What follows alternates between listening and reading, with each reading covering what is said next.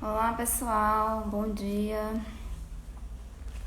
Vou esperar mais alguns segundos para a gente iniciar. A gente vai começar a nossa live. O tema da nossa live hoje é Chega de Abuso na Yoga, né? Inspirada na hashtag das yoginis subversivas. E aí a live de hoje vai ser com a Ju Ferraro. Eu vou convidar ela apareceu agora. Estou enviando. Vamos esperar ela aceitar. Oi, Ju, Bom tudo dia, tudo bem? bom dia. É... Primeiro eu nem introduzi direito, né? Eu só falei do título da live e como a gente se inspirou. Na verdade, essa live ela foi inspirada muito na Ju, porque a Ju fez uma live sobre a questão do abuso, né? Falando sobre uns temas que são bem tabus assim pra gente e também são bem difíceis, porque a gente tem muitas dúvidas e algumas questões para abordar esses temas. E outra live que a gente achou muito interessante também foi a live sobre os ajustes no yoga, que também é muito importante pra gente, porque a gente lida com isso, né? A gente lida e a gente tenta fazer isso da melhor forma possível. Então, primeiramente, sejam todos bem-vindos, né? E muito obrigada, Ju, por aceitar esse convite da gente, assim. Eu Eu que acho agradeço. muito importante. E aí, eu vou pedir para você se apresentar para as pessoas, fala um pouco sobre você e depois a gente pode começar nosso diálogo, né? A ideia é que seja um bate-papo mesmo. A gente está tentando, nesses bate-papos, a gente está tentando construir ainda, né, um entendimento melhor sobre isso. É bem novo para a gente. E é isso, fala aí, Ju, fala um pouquinho de ti pra gente. Primeiro, quero agradecer pelo convite, dizer que eu me sinto muito honrada, porque vocês têm convidado pessoas, assim, muito boas, assim, do yoga, que eu respeito muito nessas lives, então vocês me convidarem faz eu ver que, tipo, vocês confiam também nas coisas que eu tenho falado e eu fico muito feliz com isso, assim, de saber que o que eu tô falando tá ressoando, né, e é isso, assim de dar uma motivação de continuar, né? De continuar estudando e pesquisando e trabalhando e falando mesmo, né? Abrindo o campo. Então, primeiro eu sou formada em psicologia, né? E depois dessa formação eu fui trabalhar fora e viajei bastante tempo. Enfim, nessas viagens todas pelo mundo, fiz a formação de yoga na Índia, em Hatha Yoga, e logo eu conheci o Ashtanga nessa mesma viagem, e aí comecei a praticar, e aí eu senti que realmente, assim, todos esses anos de estudo de psicologia e muito tempo de divã também, 6 anos de psicanálise, foram começar a fazer efeito para mim quando eu comecei a praticar yoga. Parece que essa união com o meu corpo fez com que o trabalho começasse a, sabe, tomar os seus frutos, né? Então eu percebi esse poder do yoga, da gente estar em silêncio olhando para si mesmo com a respiração. E aí, bom, a partir daí eu fui me dedicando cada vez mais ao yoga e depois eu fui morar em Paraty. E nessa época que eu comecei a dar aula e a coisa foi assim, foi acontecendo, né? Assim, naturalmente, não foi nada muito bem planejado.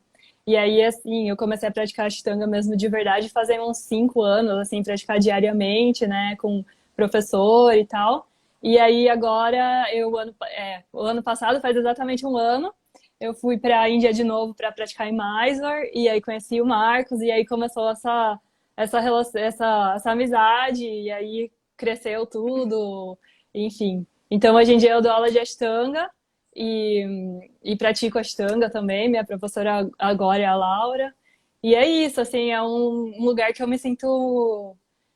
sinto que tudo faz meio que sentido para mim, sabe? A parte filosófica, junto com o que eu já estudei da psicologia, da psicanálise, tudo vai se unindo, assim, e fazendo sentido. E eu gosto muito desse trabalho, assim, de trazer a consciência para o corpo, sabe?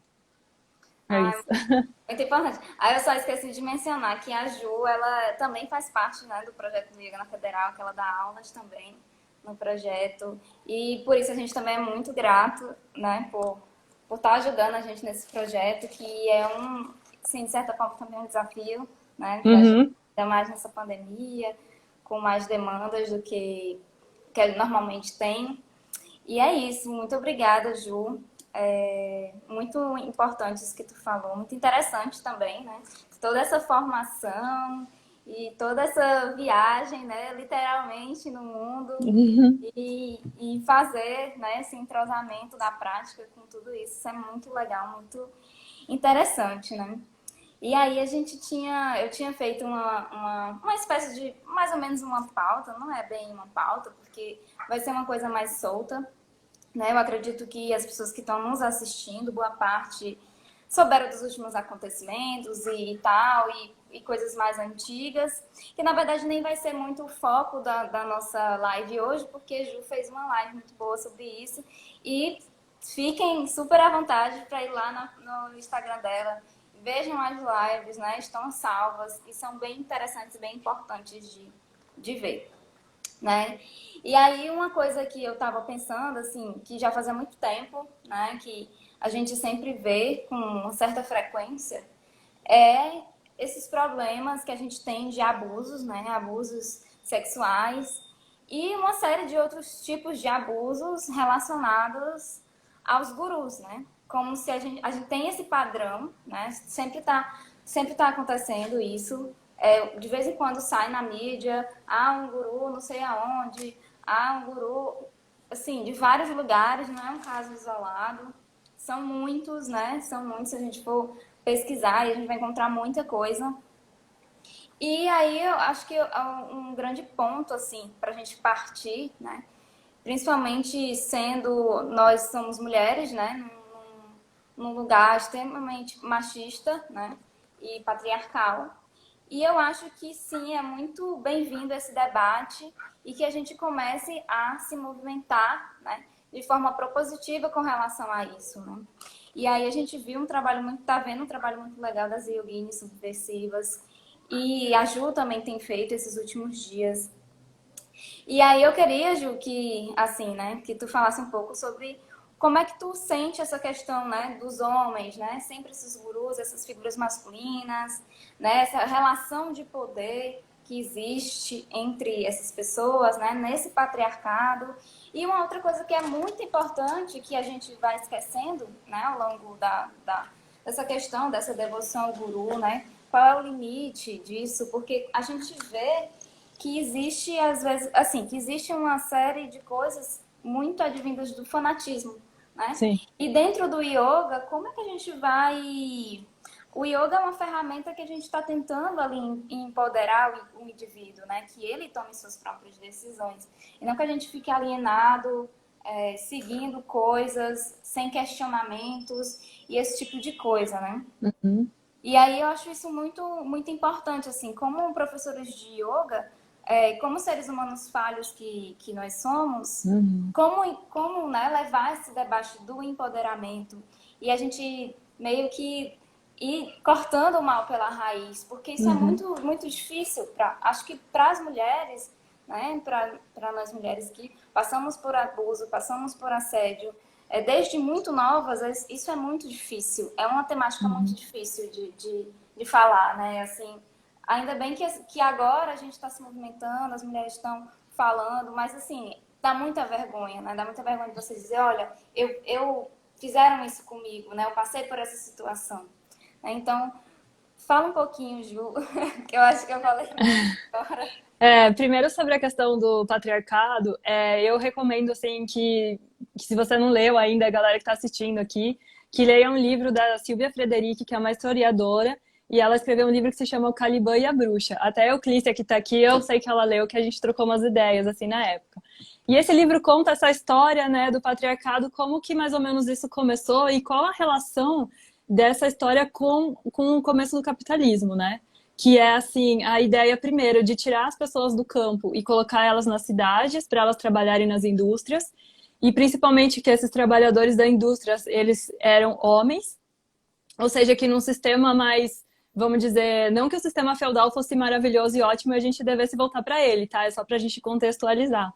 Mas que assim, no sistema feudal, as mulheres faziam muito o trabalho também. Todo mundo trabalhava, tipo, as mulheres também faziam a sua parte, elas eram muito mais livres, não tinha essa coisa de tanta dominação, né? E aí, é, segundo a Silvia, né, nesse estudo, porque ela fala, por exemplo, ela vai falando muito sobre o livro do Marx, e aí ela fala que o Marx ele não trata do feminino, né, na história, né, do capitalismo. Então ela vai falar sobre o trabalho feminino, que na verdade é essa colocação da mulher no trabalho doméstico, para que ela possa sustentar com que o homem possa ir trabalhar na indústria.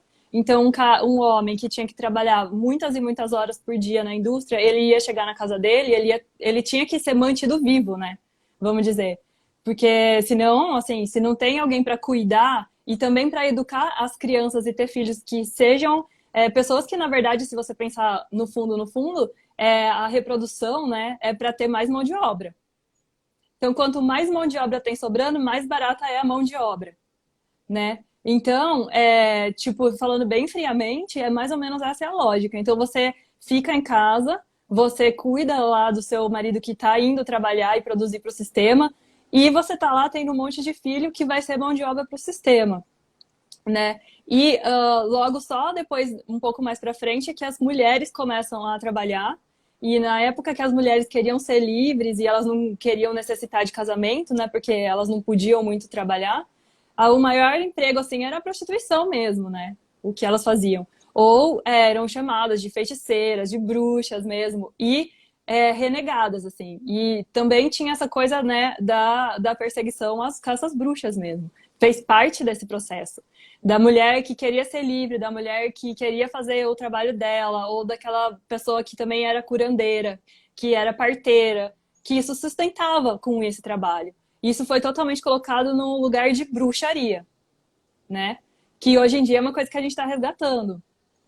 Então, foi colocado no lugar de bruxaria como assim, nós temos que ter como fala, tipo assim, alguém que é culpado pelas nossas mazelas. E aí, junto com a Igreja Católica, que também a Igreja fez parte desse movimento, né?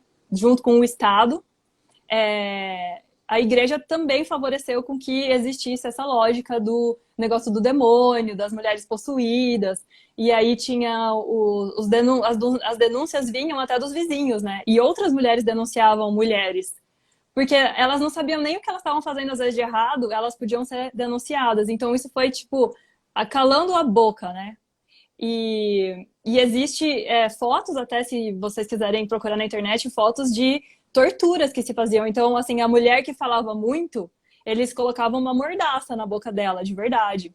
E depois, com todas essas torturas que aconteceram nessa época, dessas caças bruxas, praticamente todas as torturas envolviam casos de violência sexual. Entendeu? Então, primeiro, tinha que ter a violência sexual para tipo, calar a boca mesmo, entendeu? E eu sinto que existe um estudo hoje em dia que se chama epigenética. E esse estudo, ele fala sobre a mudança que acontece nos nossos genes com os nossos estilos de vida, né? Então, o que a gente come, o que a gente está acostumado a fazer, tudo o que a gente faz todos os dias e muda os nossos genes. E essas mudanças passam para as próximas gerações. Então, assim, isso faz todo o sentido do mundo de que o que aconteceu nessa época passou para as próximas gerações. Entende? Toda essa crueldade que foi feita com as mulheres, essas torturas, principalmente envolvendo assédio sexual, abuso sexual, tortura nos órgãos genitais e tudo isso, esse sofrimento é passado, né? Mesmo o sofrimento das mulheres que não sofreram tortura, mas que sabiam que existia isso, tiveram que ficar caladas. E assim, tipo, as meninas, quando elas chegavam na puberdade, na época vitoriana lá, elas não podiam dormir com a mão por dentro do cobertor. Tinha essa cultura de as meninas tinham que dormir com o corpo coberto e a mão por cima, para não se tocar. Entendeu? Então, era super controlada a sexualidade, né? Até o ponto que chegou ao nível de falar sobre a histeria, que é tipo, quando você acaba as mulheres tão reprimidas na sua sexualidade, que é um fator tão importante no nosso desenvolvimento psíquico, né? Físico, psíquico, social, né? A sexualidade, a gente tomar consciência da nossa sexualidade. Isso foi tão reprimido que virou essa coisa da histeria. Então, tinha casos de mulheres que não conseguiam falar, casos de mulheres que ficaram cegas, casos de mulheres que não conseguiam andar. E todas essas somatizações, elas aconteciam por causa de uma repressão tão intensa da sexualidade, para você ver como é importante a sexualidade para todo o nosso desenvolvimento, né?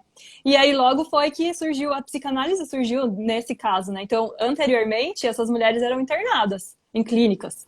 E o tratamento era tipo choque, banho gelado, ou ficar deitada numa cama. Não tinha, hoje em dia, com os tratamentos mais modernos enfim, depois essa luta antimanicomial que existiu. Mas, assim, o nascimento da psicanálise a partir mesmo da hipnose, foi a partir da hipnose que começou a surgir esse entendimento de que esse sofrimento que parecia físico ou coisa de louca mesmo, ele era uma repressão da sexualidade.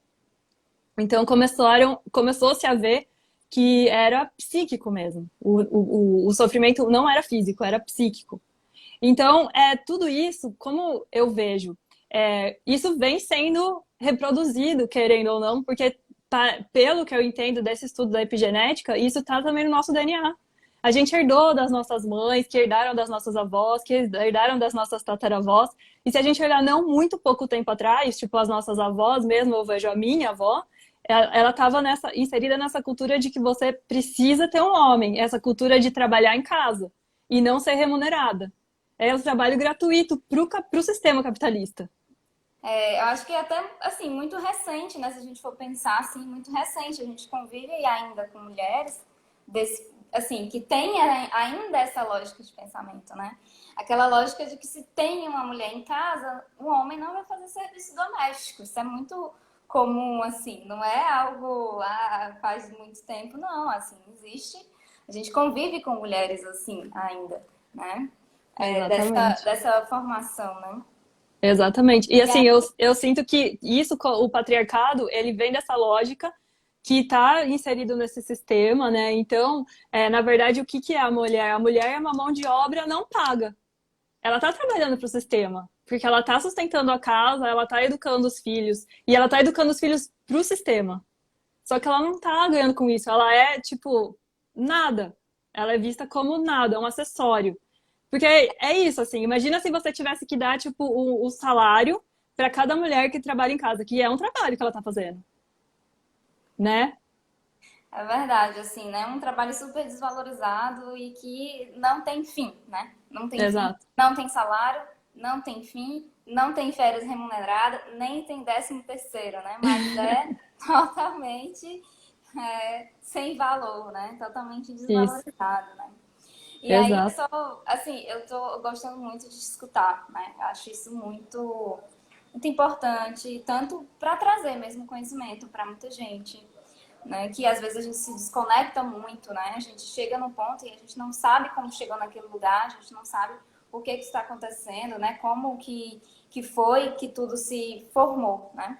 E como que a gente Uhum. chegou aqui nesse ponto de que os corpos femininos são, assim, não são de qualquer pessoa, menos delas, né? Que Isso. qualquer homem pode chegar e pode tocar, né? E aí quando a gente fala isso, a gente não está falando de uma realidade, assim, uma realidade alternativa. A gente está falando da realidade que a gente vive, né? Porque, assim, quantas mulheres, assim, em algum momento elas estão, por exemplo, no ambiente de trabalho e um colega de trabalho vai conversar com você e pega na sua perna, né? Pega ali na sua coxa. Isso é muito, assim, se você for perguntar, assim, quase todo mundo, né? Quase todas as mulheres passam por isso, assim, diariamente, né? Seja no ônibus, no coletivo. E assim, isso é como se você internaliza, normaliza aquilo, é normal. E se você Isso. for falar assim, olha, cara, você tá me assediando, ele vai dizer, não, eu não tô lhe Uhum. assediando, né? Porque assim, é tão normal, né? É tão normal que aquilo é como se fosse nada, não é nada. É Uhum. só toquei aqui na sua perna, isso não tem nada demais, eu posso fazer isso, né? Como se fosse extremamente tranquilo fazer algo desse tipo, né? E aí É. eu acho que com esses debates, com essas coisas, assim, infelizmente com esses últimos acontecimentos que a gente viu nos últimos dias, né? com coisas que as pessoas estão, né? A gente viu essa semana esse caso dentro do próprio Congresso, né? E você vê assim, você fica, poxa, né? Como é que isso está acontecendo? Como é que essas pessoas se sentem tão seguras para fazer isso de forma pública, né? De forma pública, não é uma coisa escondida assim. Ah, eu não fiz isso escondido, isso faz de forma pública. Isso mostra o quanto que os homens eles se sentem à vontade, confortáveis em fazer isso, como se eles estivessem fazendo algo natural, assim. É super normal eu fazer isso, né? Eles fazem como se não estivesse fazendo nada. E isso tem que ser. A gente tem que dizer não, assim, não aceito, não aceito e não aceito mais esse tipo de coisa, né? Exato, porque também se você for ver seguindo essa mesma lógica, é muito novo que mulheres estejam em cargos de poder. Porque se você vai fazer uma denúncia, quem que vai olhar a sua denúncia? É um homem, entendeu? Se você vai fazer uma denúncia de abuso, maioria das vezes, quem vai ver a sua denúncia, quem vai investigar essa denúncia, quem vai julgar é um homem. A gente viu naquele caso da Mari, lá em Santa Catarina, né? Que assim, além de tudo da humilhação que ela passou quando ela foi e tal, não sei o quê, ela ainda foi humilhada no julgamento, sendo que ela tem todas as provas. E a culpa ainda foi colocada nela porque ela fez fotos, não sei o quê, usou roupa, não sei o quê, né? Então, assim, a gente também tem medo de falar, porque, em primeiro lugar, a gente não quer passar por isso de novo. Então, ou seja, acontece o abuso e você fica transtornada, porque normalmente o que acontece no abuso, que eu tava pensando, eu acordei pensando nisso, eu falei, gente, quase tudo que a gente ouve são assim, eu sofri abuso de uma pessoa que eu confiava. Era de um professor, era de um vô, era de um tio, às vezes é do pai, era de um colega, ou era meu chefe, às vezes é uma pessoa que você até admira, que é um professor que você admira ele, você acha ele realmente uma pessoa poderosa que ele vai te ajudar. E eles, É assustador, né? Isso, porque né, você fica se perguntando assim, quantos homens abusadores, assediadores eu conheço e eu convivo, né? Tipo assim, né? Pode ser qualquer um, né? Porque é aquela coisa, é quem a gente confia. É quem a gente confia, né? Infelizmente, uhum. é isso, né? E aí eu queria só voltar um pouco para a temática, né, do yoga e da questão do guru, né? Que aí é um questionamento que vem, né? Porque sempre essas figuras masculinas, né, em boa parte das vezes, culturalmente a gente vem alimentando isso, né? Eu não estou dizendo que os gurus não são necessários, mas assim, até que ponto, né? Até que ponto que é isso mesmo, né? Eles são seres humanos também, né? Eles são seres humanos também, assim como nós. Não significa que alguém não vai dizer uma coisa, porque, assim, particularmente, eu sou muito aquela pessoa. Eu cresci num ambiente evangélico, então eu não me surpreendo com nada, assim, porque o guru fulano de tal fez isso. Eu vou dizer, eu esperaria isso. Não me Aham. surpreendo. Não me surpreendo disso ter acontecido. Apesar de ser péssimo, mas eu aprendi desde muito cedo que, sim, as pessoas elas são seres humanos e são seres humanos como eu sou. E, assim, a relação de poder, né, que a gente coloca algumas pessoas, a gente dá poder.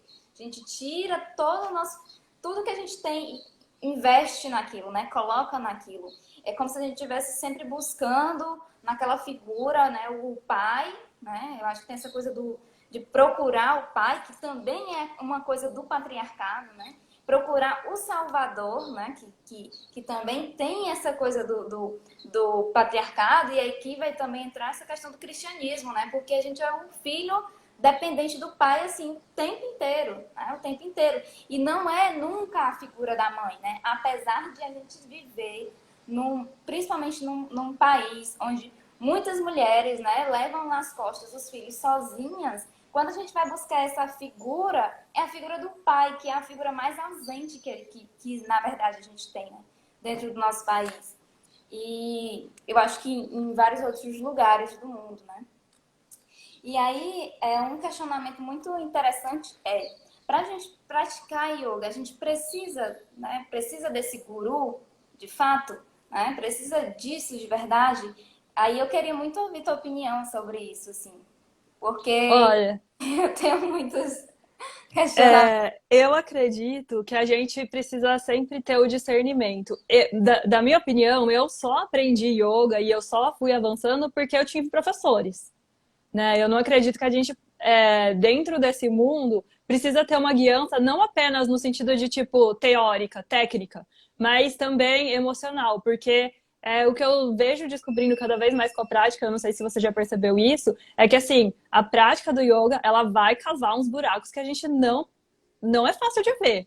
Não é só flores, não é só paz, você é paz, você é paz. Para você achar essa paz, você vai passar por uns perreios, entende? Você vai ter que olhar umas sombras. Vira e mexe, a sombra aparece. E não tá no seu controle, entende? Tipo, não é assim, hoje eu quero ver as minhas sombras. Hoje eu não quero ver as minhas sombras. Aí você tá lá fazendo a prática, de repente você começa a chorar. Você não sabe de onde que vem aquele choro, entende? E já aconteceu comigo e já vi acontecendo com as minhas alunas. Às vezes você vai lá e tem uma lesão. Você fala, meu, de onde que veio essa dor? Eu não tenho nada. Você vai lá fazer exame, você vê, não tem hérnia, não tem nada. Da onde que tá vendo essa dor? Tá somatizando, tá querendo aparecer. As coisas vão sendo limpas. E como fazer isso sozinho é impossível. Eu acredito, é muito difícil. Você vai ficando cansada, você vai ficando, mesmo às vezes até psicologicamente abalada, é difícil lidar com isso sozinha. Então, um professor, um bom professor, né? Que seja um educador mesmo e não só um treinador físico, porque às vezes tem galera que ensina yoga que é tipo um técnico, né? Um professor, uma pessoa que vai te ensinar a coisa técnica, mas não exatamente um educador que vai te mostrar, tipo, olha, isso aqui você é bom, isso aqui você pode melhorar, eu tô aqui pra você, sabe? É simplesmente, não precisa nem falar nada, mas é a sensação que você tem de que tem alguém ali pra você, que já passou por isso que você tá passando, que já passou por essas dores, já chorou fazendo postura, já sentiu dor física, já teve dificuldade pra dormir, já, sabe? Todas essas paradas. Você sabe que aquela pessoa, de alguma forma, ela vai te sustentar. Então eu sinto que é isso que é o professor para mim. Não é aquele que sabe as escrituras de cor. Isso para mim, se ele não sabe colocar em prática e acolher as dores, porque o que acontece que a gente acaba caindo também nessa coisa de ficar, não, vamos para a luz, vamos pensar positivo, não sei o quê. E o seu sofrimento, ele é minimizado. Ele é tipo, yoga não é lugar para sofrer. Então o Uhum. professor para mim, de verdade, assim, que eu sinto é esse acolhimento do tipo, tamo junto. Tipo, pode chorar, sabe? Tá Eu, tranquilo. eu sinto assim, como tu falou, né? E aí, uma coisa que eu penso assim, né? De como é importante essa coisa de você ter um professor, né? De ter alguém ali que você sabe que você confia, né?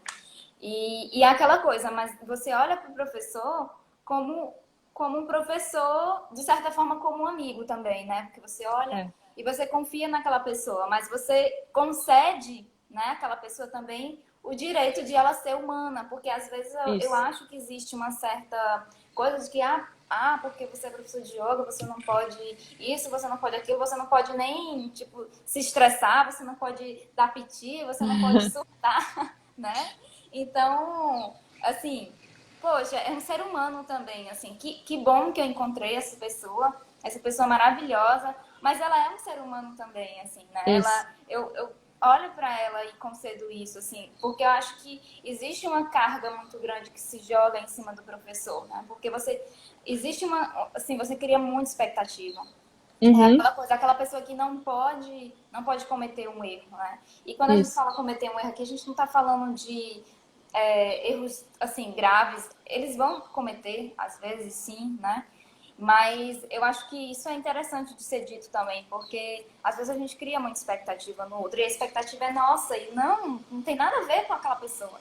E aí a gente cria isso, né? É. Mas é É, muito. essa coisa da idealização, né? Porque, na verdade, é o que você falou da história do pai, a história do cristianismo. A gente tem essa tendência, primeiro, de idealizar, como no. Isso acontece em todos os campos. Então, até na psicanálise chama isso de transferência positiva, né? É quando você começa a fazer análise com um terapeuta e no começo da análise sempre rola tipo uma paixão, de alguma forma. E tem até várias histórias. Tem o Jung, que teve um caso com uma paciente, o Freud, que teve também meio que um caso com uma das primeiras pacientes dele, eu esqueci o nome dela agora, mas enfim, que você se apaixona pelo seu analista. Isso chama transferência positiva, que é essa coisa de tipo, eu confio, vamos trabalhar junto. E isso é importante no começo.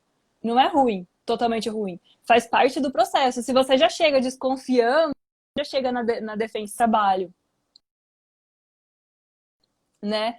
E aí depois, com o tempo, vai rolar outros tipos de transferência, né? Daí você vai ter raiva, vai ter ciúme, vai ter inveja, vai ter tudo, vai acontecer de tudo na coisa. E eu sinto que como o yoga ele abre muito também para esse campo da gente trabalhar com o inconsciente, porque essa prática da respiração, ela abre as portas de todos os nossas esferas mentais, e essas transferências acontecem entre professor e aluno. E por isso que talvez seja importante a gente considerar colocar um código de ética mesmo, como tem na medicina, como tem na psicologia, sabe? Da coisa do respeito. Porque às vezes o que acontece é que tem alguns professores que se aproveitam dessa transferência positiva que é natural do aluno colocar em você, e ele se aproveita disso para realmente, tipo, abusar, para poder manipular, e abuso de todas as formas, sexual também, ou, tipo, puxar, sabe? Às vezes você tá no momento ele te puxa, vem conhecer a minha casa, ai, olha só, vamos, sabe, fazer encontros fora de coisas de aula, né? E acaba abusando, e é principalmente entre homem e mulher, do que eu acho, né? Mas se vocês souberem de algum caso entre, tipo, duas mulheres, ou mulher e homem, também pode ser que aconteça. Porque você tá numa situação de abertura total. Só que eu acho que a gente tem que ter consciência que isso acontece. A gente, como aluno, eu tava pensando nisso, assim, tipo, a gente vive num lugar, numa sociedade, num momento histórico, que a gente tá sempre na defensiva. Parece que a gente já nasce meio que na defensiva, assim, né? Ainda mais quando a gente é mulher. A primeira coisa que a gente aprende, assim, não não fale com estranhos, não abra não sei o quê, não abre a porta se não sei o quê, não olha pra ele, não, né? Você tem que estar você sempre, não fica sozinha com ele nessa hora, tarará, tarará, tarará, né? Então a gente tá sempre na defensiva. E quando você chega numa aula de yoga, o que você escuta é tipo, entrega, confia. E é tudo isso que a gente mais quer ouvir na nossa vida, é o que a gente mais precisa. A gente fala, nossa, entrega, beleza, você entrega. E aí a pessoa vai e se aproveita disso, entende? Dessa coisa da entrega.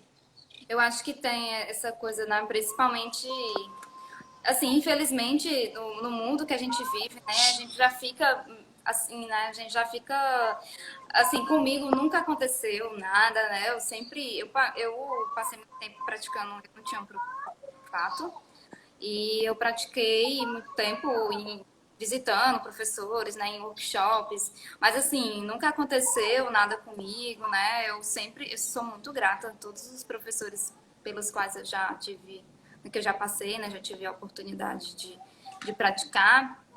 E assim, sempre foram experiências muito boas para mim, né? Mas a gente sabe que acontece, sim, né? Que acontece e, assim, eu acho que um dos intuitos dessa live é dizer para as pessoas, né, principalmente para as mulheres, né, que caso isso venha acontecer, que você se manifeste, né? E a gente, como comunidade, a gente tem que dar esse tipo de suporte, né? A gente Isso. tem que dar esse tipo de suporte, porque eu acho que isso faz parte também do yoga, não é só a asana, né? A gente vive numa comunidade, né? E aí Isso. eu sempre, esses últimos dias eu tenho pensado muito, assim, né? Principalmente no Ashtanga, porque a gente já tem, né, o caso do Patabi Joyce, que aí muitas pessoas, eu pensei em desistir da prática porque aconteceu isso e tal. E, assim, muito antes disso, né, já tem muito tempo, desde que eu soube disso. E aí eu fiquei muito tempo pensando sobre essa questão, né, e de como lidar com isso, né, e de como resolver, porque a gente fica numa espécie de impasse, né, de dilema, né, algumas vezes, porque você se sente, eu não posso, assim, particularmente, eu não sou uma pessoa muito de adotar, assim, um guru, apesar de eu admirar várias pessoas, e, assim, eu acho que o guru é o estar guru, não é o ser um guru, sabe? Tipo, Ah, se alguém fala pra mim uma coisa que faz muito sentido e que me dá uma luz, assim, no momento pra mim foi um momento guru, sabe? Então eu tenho muito é. isso, assim, de alguém falar alguma coisa muito importante, pode ser qualquer pessoa, assim, pode ser qualquer pessoa na rua, e ela fala uma coisa muito importante, assim, que me marcou, eu digo, isso foi um insight guru, assim, um momento guru. Então eu não tenho muito essa coisa de o meu guru, mas eu tenho aqueles momentos, né? E claro que existem pessoas que são muito especiais, né? Particularmente, eu admiro muito o Lama Paz, por exemplo. Eu escuto ele, eu ouço ele com frequência. E aquilo faz sentido pra mim, faz sentido na minha vida, né? E eu tento, assim, não ficar cobrando alguém agora você vai ter que ser um santo, né? Não existe isso. Né? A gente não tá falando de Jesus, a gente tá falando de pessoas comuns. E aí eu fico pensando dentro da Ashtanga, né, que conversando com algumas pessoas, outros professores de outras modalidades, né, eu já pratiquei Hatha Yoga, por exemplo, já pratiquei Shivananda, e são modalidades que os professores quase não tocam nos alunos, assim, né? Uhum.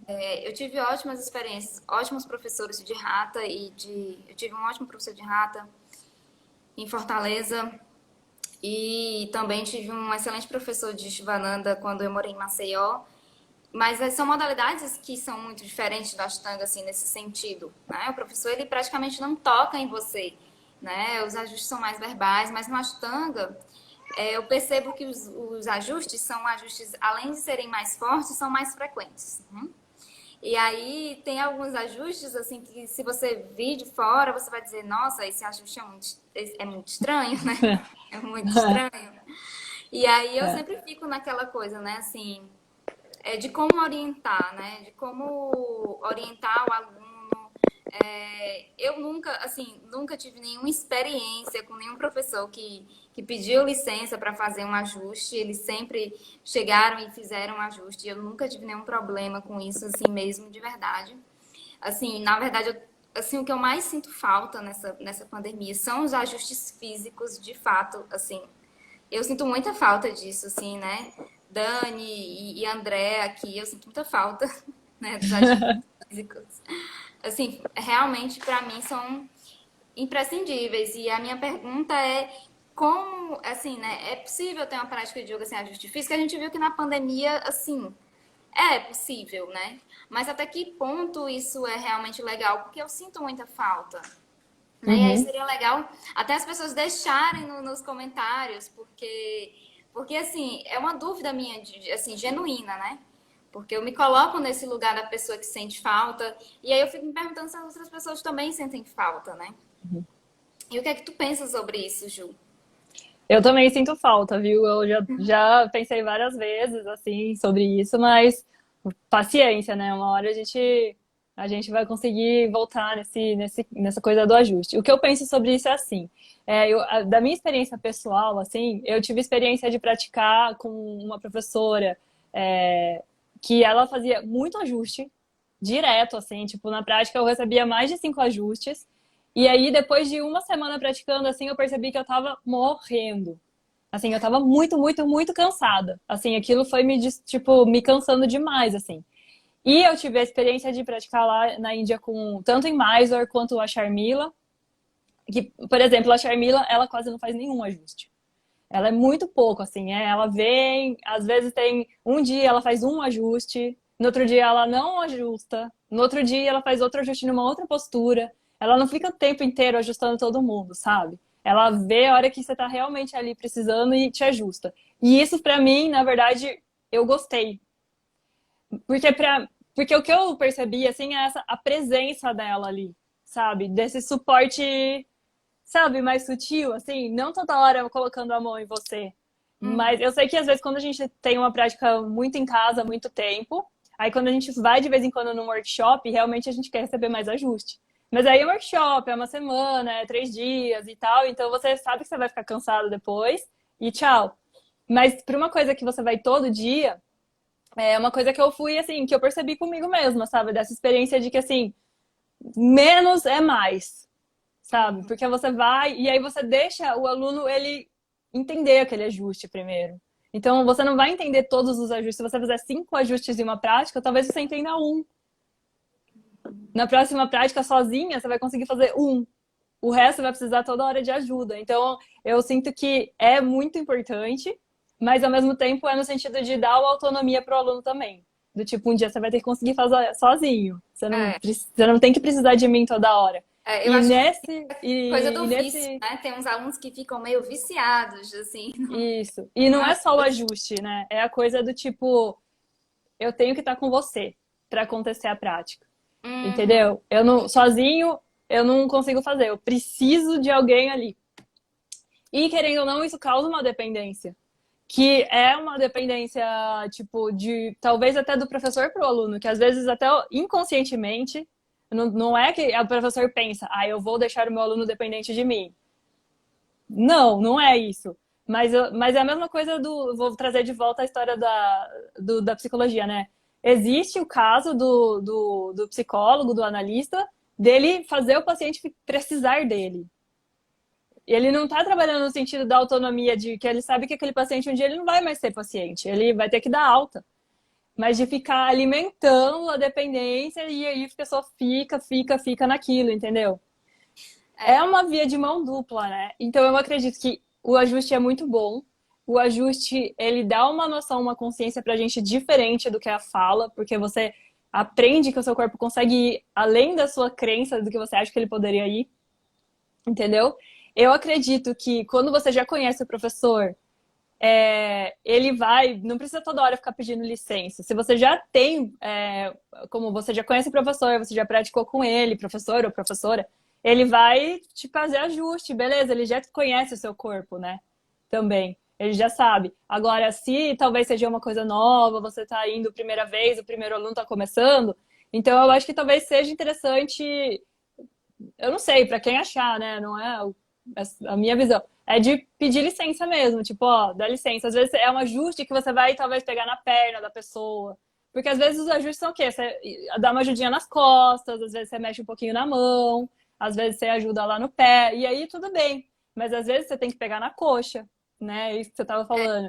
Às vezes tem você uma pega bem no quadril, nos Eu acho que no dropbacks. Ashtanga, né? Eu acho que no Ashtanga tem muito disso, porque, por exemplo, a gente vê que tem umas posturas chaves que a gente vai lá, né, fazer o ajuste, né? Supta Kurmasana, quando chega ali na segunda, na intermediária, tem ali o Supta Vrajasana também, quando vai fazer drop back, cat, ou seja, tem umas posturas.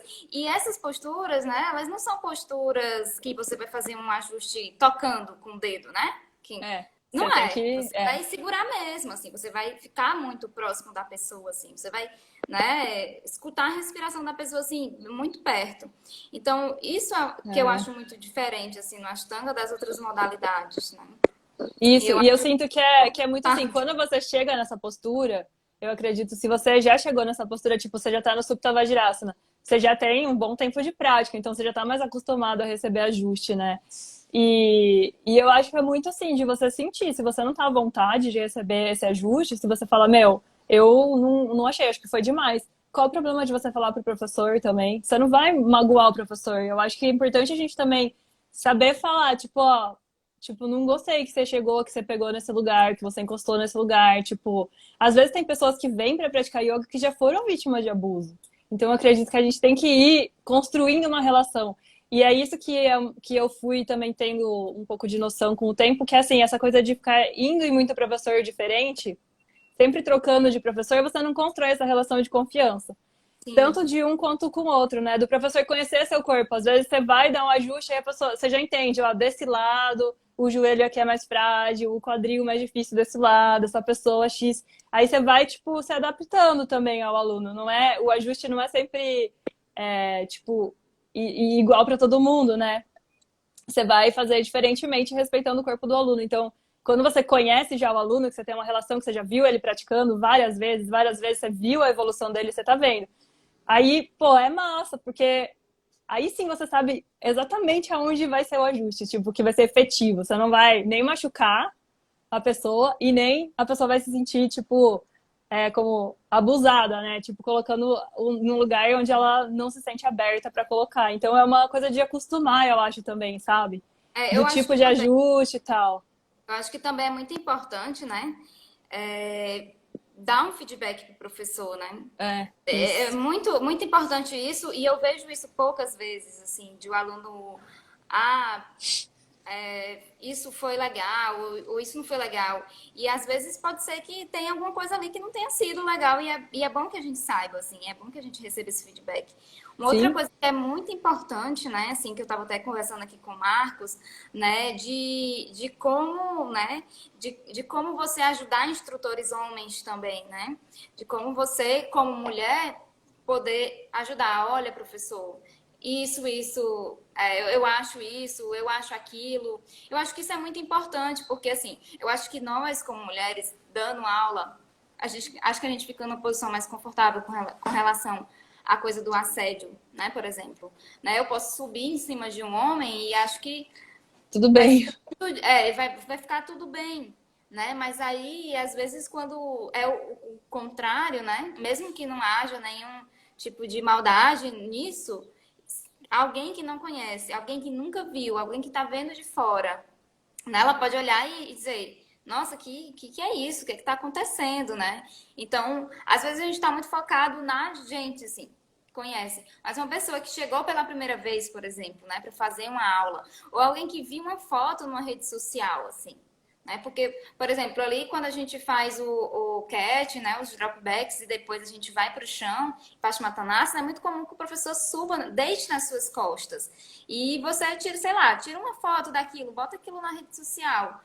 Alguém de fora pode ver e achar aquilo um absurdo, né? Pode achar Uhum, aquilo muito. Então, acho muito importante também tentar ajudar o professor nesse sentido. Né? Principalmente professores, instrutores homens, porque eles ficam nessa posição, mesmo que eles não tenham nenhuma intenção, mas eu acho que eles se, né, por conta de todo o contexto que a gente vive, eles vão ser muito mais visados, mesmo que uhum, eles né, sejam idôneos, eles tenham uma boa conduta. E uhum. aí, ô, Ju, eu só queria voltar para um ponto que é muito importante, que eu não queria deixar, né, de falar, que é por que não desistir de praticar yoga em função do que o Patavi Joyce fez, né? Lá, assim, né? E aí como eu tinha falado antes, eu acabei não completando meu raciocínio, que eu pensei muito sobre isso, né? E aí eu aprendi também muitas outras coisas, né? Frequentando os grupos budistas e tentando ver mais ou menos como resolver esse dilema, né? Porque pode se tornar um dilema para muita gente, assim, achar que, eu estou sendo eu não posso porque ele fez isso, ou então, eu não posso em função dessas pessoas que sofreram, né, com essa situação, né?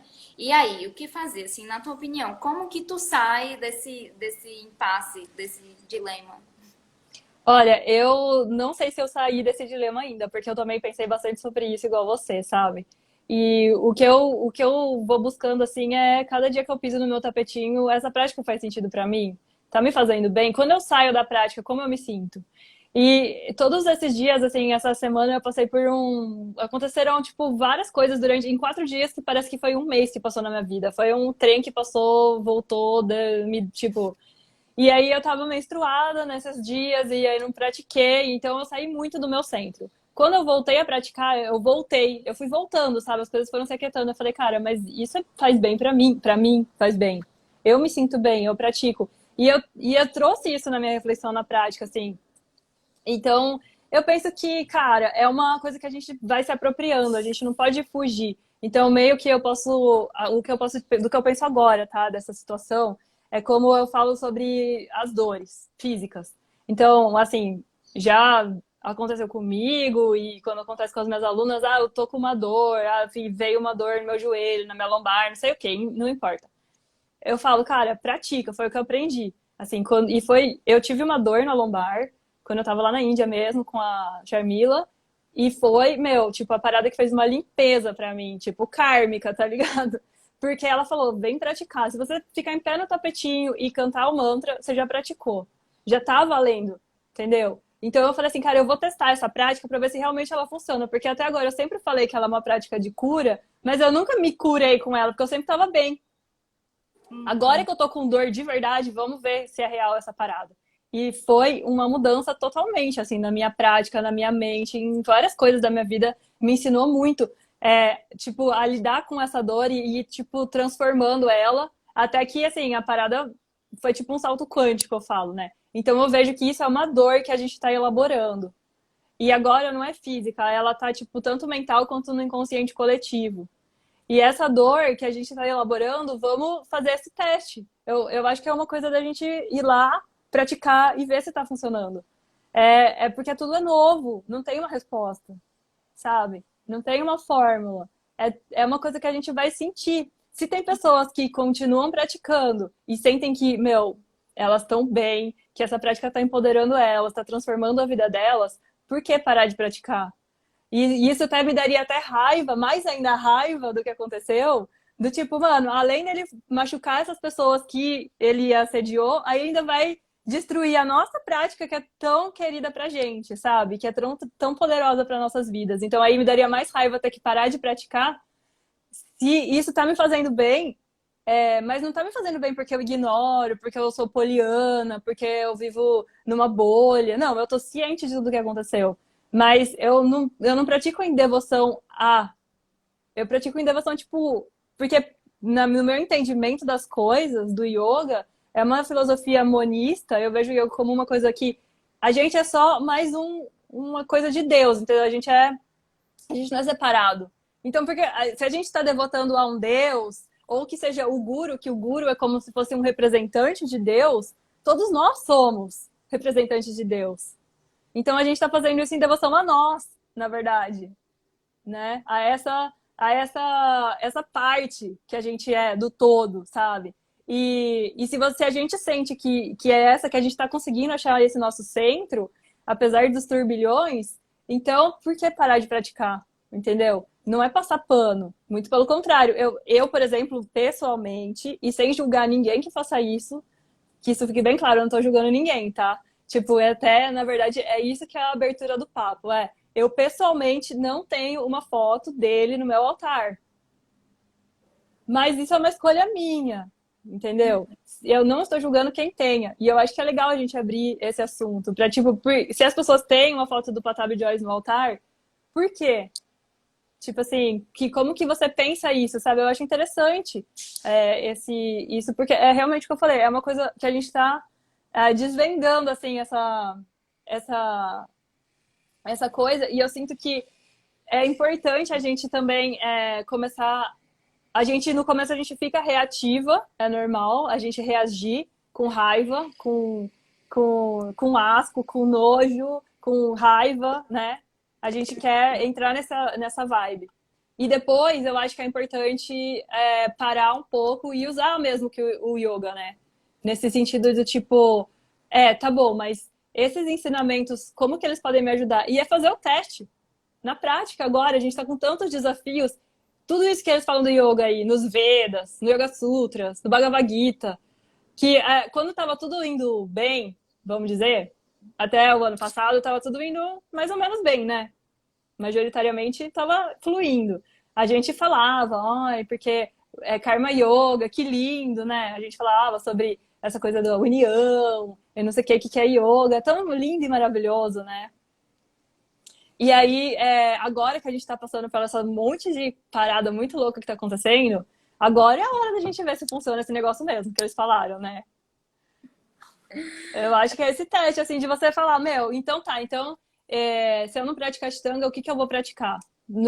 Existem milhões de tipos de prática de yoga, entendeu?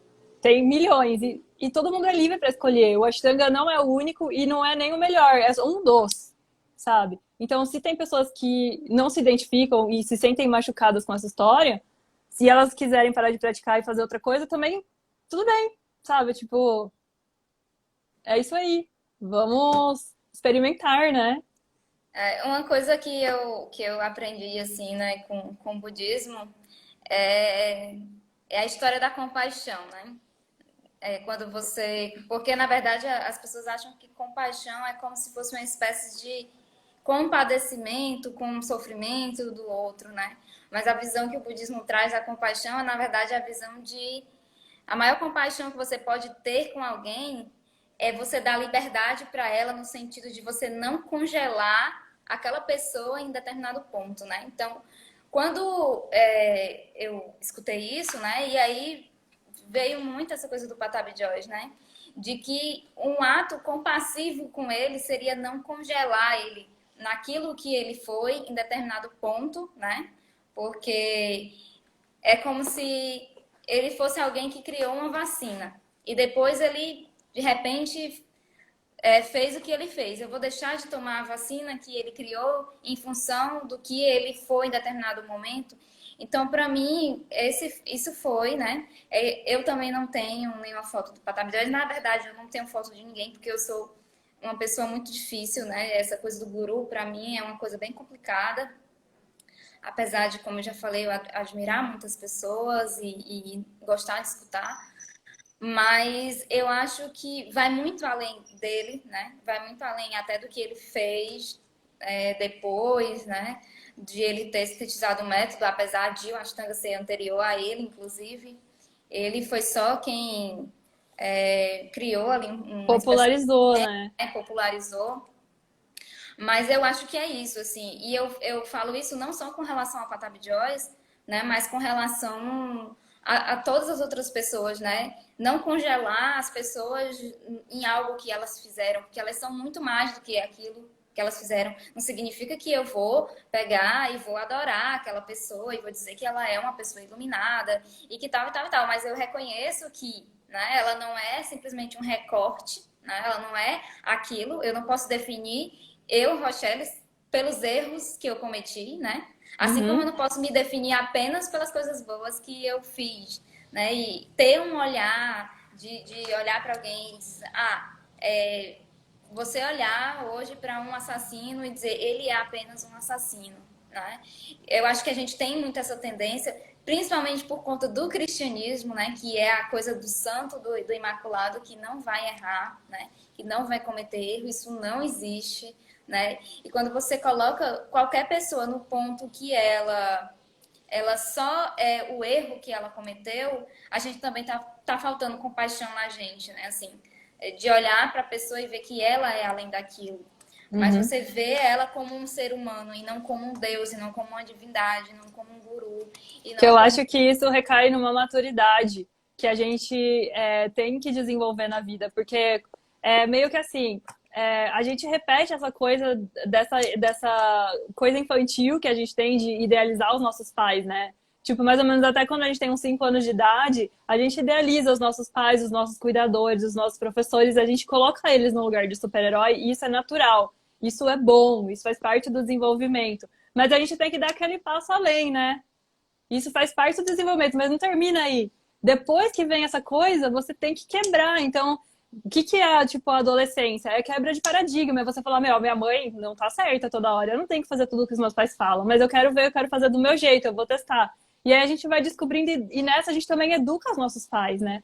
Outro dia, a minha prima tem 20 anos, assim, ela tá na faculdade, tudo, e aí ela falou como ela conseguiu explicar pra minha tia sobre essa coisa dos gêneros, né? Hoje em dia, o gênero binário, não binário, binário, tarará, tarará.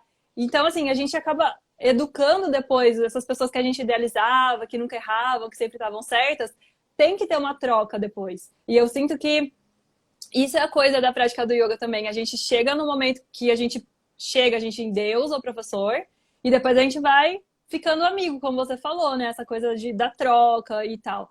E eu acho que desde o começo já tem que ter essa coisa de, tipo, se colocar, não de alguém estar superior, entende? Da gente sair desse mecanismo de eu preciso de um salvador, tipo, Deus vai me ajudar, ou o padre, ou sei lá, quem seja, né? De colocar na mão do outro também a cura, que é o que vocês sempre falam, e eu acho muito massa, né? Tipo, ninguém vai pisar no seu tapetinho pra você. Eu acho que o yoga, eu acho que o yoga tem, na verdade é isso, né? Tem muito disso, de a gente é responsável. Nós somos responsáveis, somos nós quem estamos fazendo, né? É a gente que faz, não é o outro que vai fazer pela gente, né? Não é o guru que vai fazer por mim, né? O Uhum. guru é como se fosse alguém que você olha e você é como se fosse também uma ferramenta, né? O guru é como a nossa prática diária, né? A nossa prática diária é o nosso guru também. É, A gente sobe lá no tapete, aquilo que a gente faz todo dia, né?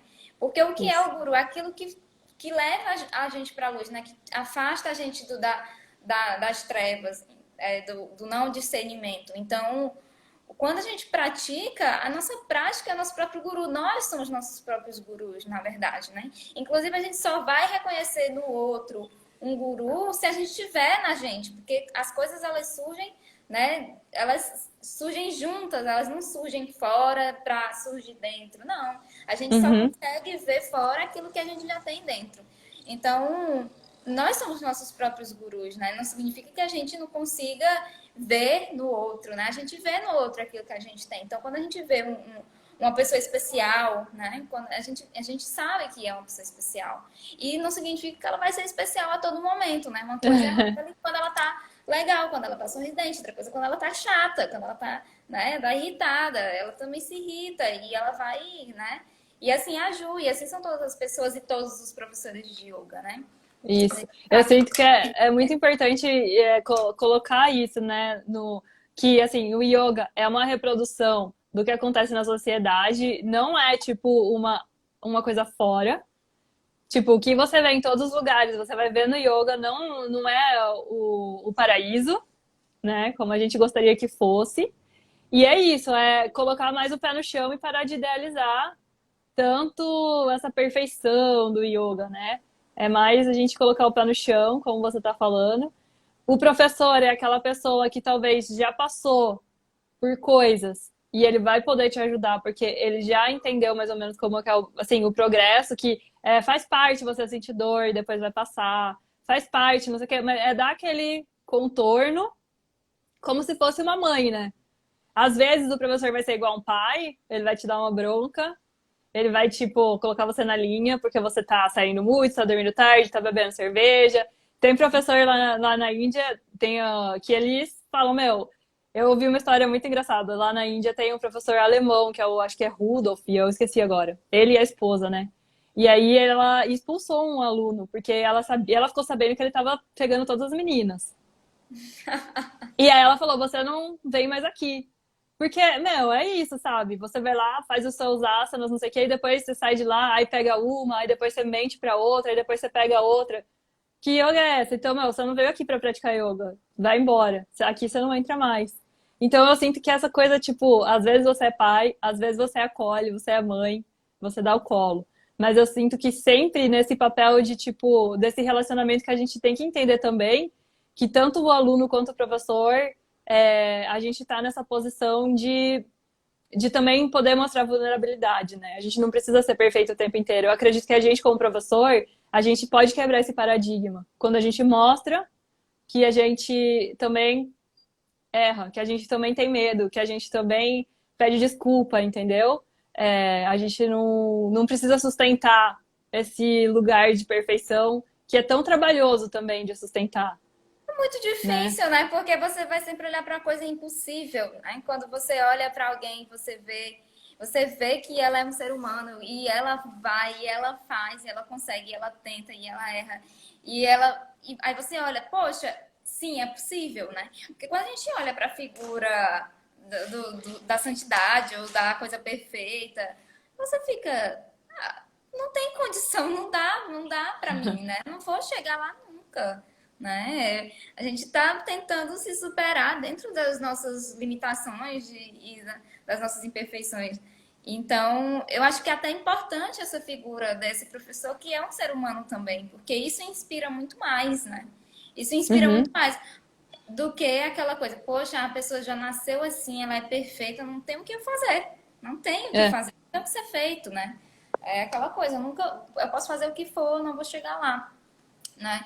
E aí, mais uma vez, né, voltando para a história do abuso, eu acho que isso, esse debate, né, é um debate de empoderamento, assim, porque vai tirar a gente daquele lugar. É preciso que a gente também saiba que durante muito tempo a gente tá nessa posição de sempre ser, né, de ser colocado no lugar de pessoas que vão ser abusadas e a gente que vai mudar isso, né? Não são eles que vão mudar, é a gente que vai mudar isso. E aí a gente precisa simplesmente dizer não e procurar sempre ajuda. E procurar ajuda, É o pé no exatamente. chão mesmo, né? Só para finalizar essa parte de procurar ajuda, se aconteceu com você ou se acontecer, é importante você tipo, se informar legalmente também do que fazer, né? Então, tem uma live, depois eu vou te passar aqui, foram a yoginis subversivas que fizeram com uma outra professora de yoga que é advogada, e ela deu várias orientações caso aconteça. Então, eu acho que a gente precisa saber como agir caso aconteça com alguém que a gente conhece, para a gente poder ajudar essas pessoas, essas outras mulheres. Tipo, se você quer seguir com o caso legalmente, quer fazer BO, quer fazer denúncia anônima, mas principalmente é tomar cuidado, né? Para você não tomar processo também. Então, normalmente acontece que você sofre um abuso, você vai e fala publicamente, fala o nome da pessoa que te abusou e não sei o quê, você sofre processo por calúnia. E tem que ter muito cuidado, né? E assim, é muito bom, assim, sempre, né, falar, principalmente com nós mulheres que somos sempre as maiores vítimas desse tipo de coisa, que tomem cuidado também, não só com abuso, né, com assédio sexual, mas com outros tipos de abuso que são muito frequentes também, né? Como abuso Uhum. psicológico e emocional. E aí, às vezes, né, esse tipo de, por exemplo, abuso psicológico. Eu acho que a pessoa, ela se sente, às vezes, assim, ela se sente tão idiota que, às vezes, ela não consegue nem articular, né? Ela não consegue articular isso. Ela vai levando isso. E nós, mulheres, principalmente com relação a instrutores do sexo masculino, não dizendo, né, que todos vão fazer isso, nem nada do É, tipo, mas algumas pessoas específicas, a gente sabe que acontece e a gente tem que estar de olho mesmo e empoderar as manas, né? Assim, e ajudar umas às outras. E é isso. E eu acho que continuem, né, se empoderando e sabendo e pesquisando. E a gente vai ter que encontrar solução para isso, porque a gente não pode passar isso para sempre, de geração em geração. Isso está isso. acontecendo em todos os lugares, né? E aí a Tá gente na vai hora de curar isso daí. é, e aí a gente vai Limpar essa passar parada. isso para tudo, né? Porque acontece isso no yoga, não é porque acontece no yoga especificamente, porque isso acontece geral, né? Acontece em todos Isso. os lugares, acontece dentro da nossa casa, né? Acontece no nosso ambiente de trabalho, na rua, em todo lugar. Então, no yoga não ia ser diferente, não é porque, né? Não ia mesmo. Então, eu acho que é isso. É, Meninas, não se calem, né? Botem a boca aí no mundo, né? Mas sempre com essa cautela que a Ju lembrou, assim, né? Muito importante de se resguardar e de procurar formas legais de resolver esse tipo de problema. Isso. E ajudem E é seus importante lembrar assim, você não tem culpa nenhuma de ter sido abusada. Se você foi abusada, a culpa é totalmente. Quem tem que sentir vergonha do que aconteceu é a pessoa que te abusou. Você não tem que sentir vergonha de ter sido abusada em nenhum momento. Então, é mais esse tipo de levantar a voz e falar: eu. É você que tem que ter vergonha na sua cara. É você que fez errado. É você que não respeitou. Eu tô fazendo, tô aqui no meu, entendeu? Então eu acho que é mudar esse shift de consciência de uma vez por todas. Isso. Ju, muito obrigada, gente. E eu sou muito grata por essa live, né? Esse é um assunto muito importante, acredito que para todas nós. E que eu acho que tem que ser, sim, né? Só falando, só se mobilizando, só dando a cara mesmo, que a gente vai conseguir mudar essa realidade, né? A Isso. gente é uma luta, sim, é uma luta diária, na verdade. E eu acho que quando a gente se une, quando a gente fala e quando a gente dá suporte para muitas outras pessoas, né? Que não conseguem falar sobre isso, porque é muito difícil falar sobre isso, principalmente para quem já sofreu, né? Quem já passou por isso, é muito difícil, né? A pessoa que passou, uma mulher que passou por isso, ela vai ter até dificuldade com qualquer outro toque, mesmo que a gente, mesmo que não seja, é um trauma que a pessoa leva. Isso tem que ser levado maximamente a sério. A gente não pode deixar isso passar. E agradeço muito a todas vocês, assim, que deixaram em vários comentários muito importantes. E aí eu vou pedir para a Ju encerrar essa live. Assim, agradeço por ter participado. E estamos juntas. E Ju, termina essa live para mim, fala aí. E é isso, gente, muito obrigada. Então, eu quero, estou muito feliz também, quero muito agradecer e deixar assim, a discussão tá aberta, o campo tá aberto e aí é todo mundo participando, assim, a gente não tá aqui para cagar regra, nem para cagar verdades verdadeiras. também para dizer que o que a gente está falando é o que a gente tem a conclusão agora do que está acontecendo com as ferramentas que a gente tem para compreender a situação, mas que isso sempre será expandido, que os estudos continuarão acontecendo e que estamos prontas e abertas para ouvir e para, nesse sentido do tipo, ninguém solta a mão de ninguém. É isso. Ninguém solta a mão de ninguém. Terminamos assim. Muito Muita obrigada. gratidão. Muito obrigada, Ju. Um beijo para todos. Tchau, tchau. Tchau.